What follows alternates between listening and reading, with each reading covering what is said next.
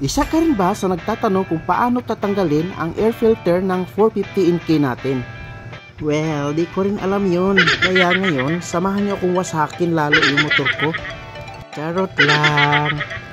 Alam ko namang nandito kayo sa video na to para manood kung paano tatanggalin yung air filter ng 450NK. Nabuksan ko na yung upuan. So, unang tatanggalin mo dyan syempre yung bolts ng battery. Kasi kailangan mong i-remove yung battery niya para maluwag. Kasi syempre mahirap kaya magtrabaho kapag masikip, di ba? Yun lang yun.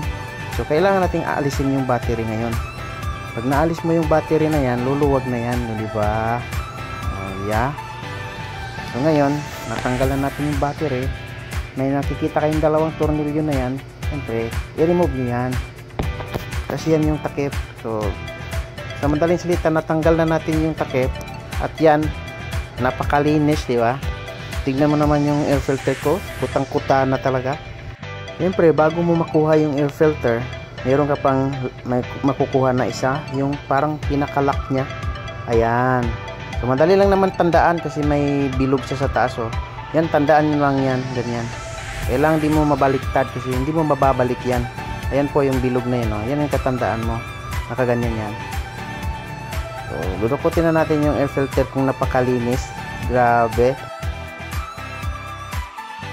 So, ganito naman ang itsura niya pag nakatagilid. Yung palaki ng ganun, tapos may patuloy sa dulo. Yan po yung iuuna mo.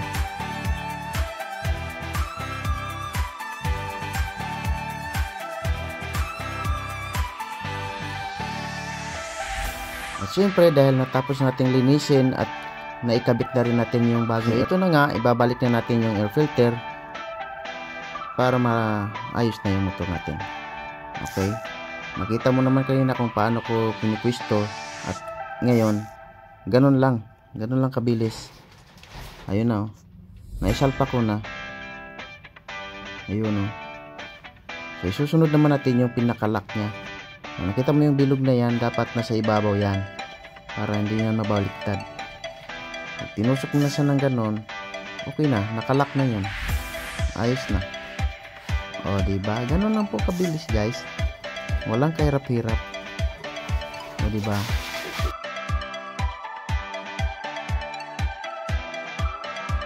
so ayun na ang finished product, ganon lang kadali.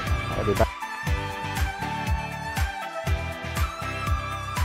so sound check guys.